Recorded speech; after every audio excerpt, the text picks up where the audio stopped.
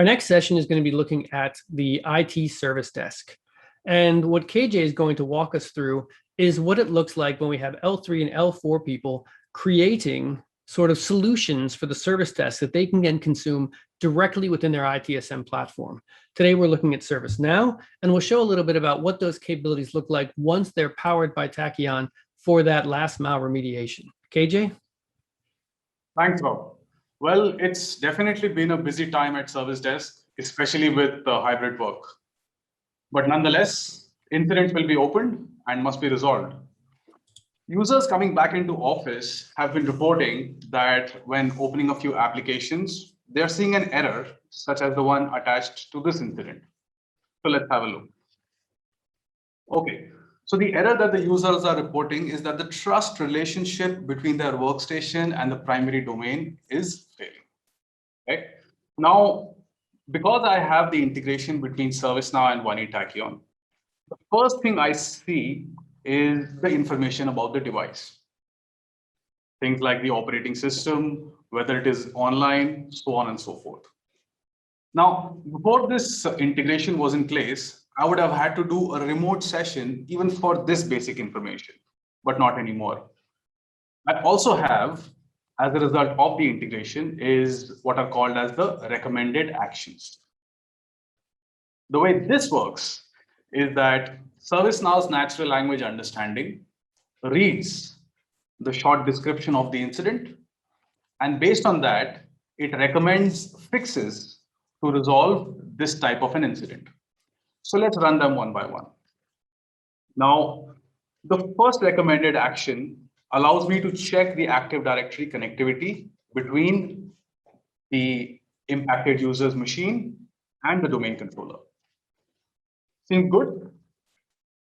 So no worries. I will then run a second recommended action, which tests the secure communication channel. Right. And here I see that the communication channel between the local computer and the domain controller is broken. So I have been able to pinpoint the root cause of this issue without remote sharing sessions, without a Zoom meeting, without disrupting the user really. And I already know what the issue is, and I can go ahead now and remediate it as well, all from within ServiceNow's incident management module. So I will go ahead now and run a third recommended action, which allows me to remediate this issue, which is to reset the secure channel and rejoin the machine back into the domain. And it's worth noting here that with the power of Tachyon underneath this, the full role-based access control module that we have is in play, which means that even if it is a first-level service desk person doing this work, they only have access to the specific instructions you've given them access to. They only have access to the machines that you have decided they're allowed to work on. And then the ServiceNow layer on top of that means that those actions can only be applied to the incident and to the user that has been impacted.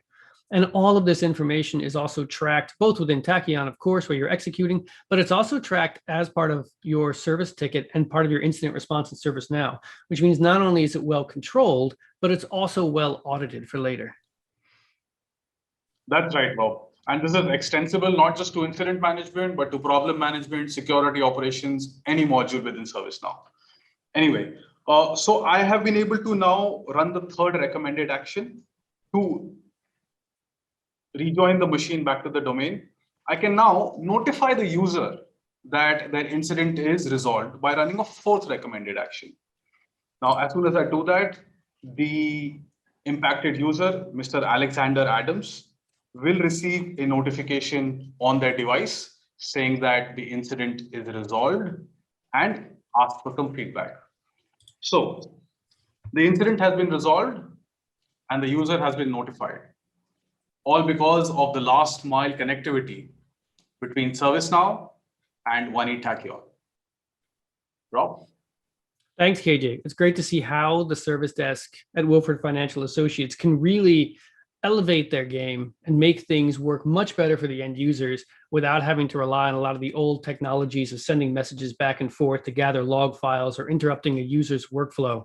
It really makes a huge difference when you're working with a service desk that has the ability to do the work done, because not only does that drive your employee engagement, but the truth is this will also help drive the IT engagement, because the feeling of actually being able to accomplish something is significant to anyone's daily work.